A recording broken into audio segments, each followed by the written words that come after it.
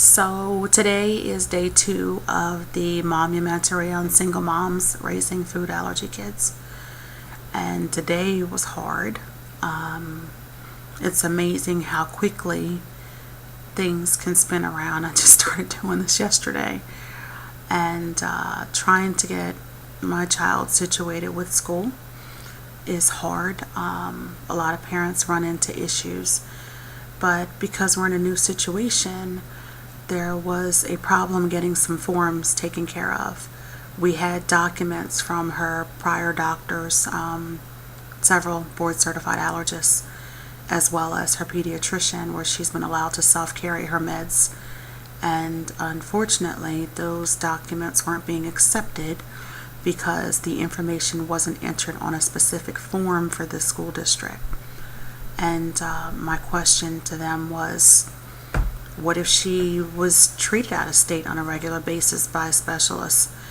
How would that form get filled out then? Why wouldn't you take documentation from physicians that the documentation is current?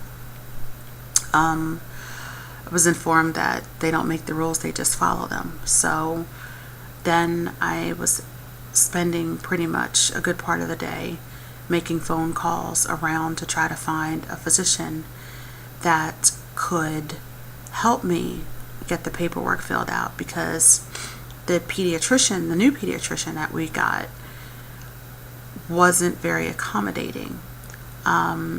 He had been given all of the documentation from prior visits to other places and noted that she self-carried and that she was able to administer if she had to, and that she was trained every 90 days. However, he refused to acknowledge that documentation, and the conversation continued on where I tried to help him understand why that was significant.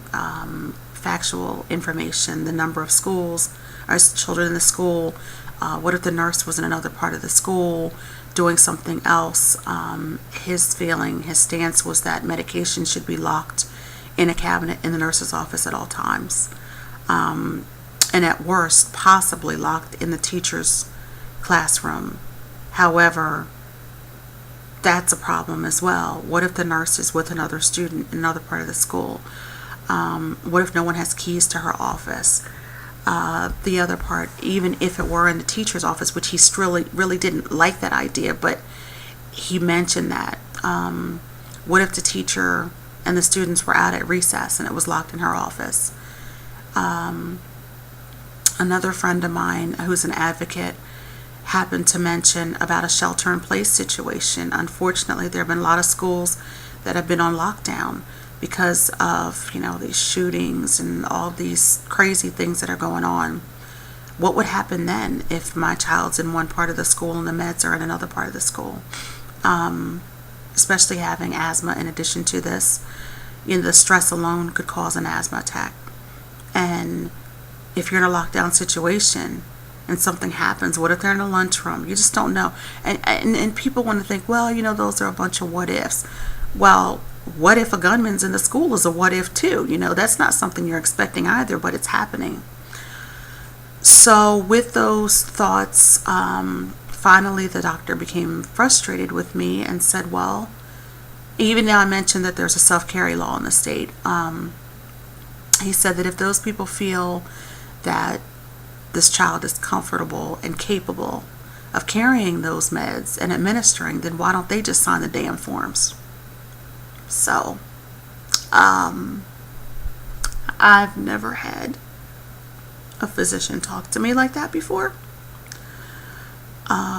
It was inappropriate. And at the same time, I'm explaining to him why it's important, knowing the severity of the issues that we're dealing with. And he just didn't seem to take it seriously, or quite honestly, in my opinion, didn't care. Due to our philosophical differences, I did mention that perhaps I needed to think about another arrangement, and he suggested that I find another physician. So that's exactly what I'm doing. I'm researching and making the calls and trying to get an allergist because I have not been able to get that situated as of yet. I was working on it, but I have to work on it a little faster because I need to get paperwork taken care of, because there's a window in dealing with 504 accommodations where we need to really get things situated. In the midst of all of this, you hope that the school complies with what you've had so far from the past, and I can get an appointment and get these papers taken care of. So with that, you kind of go along in your day. Do what you have to do. Take care of your kids, take care of yourself.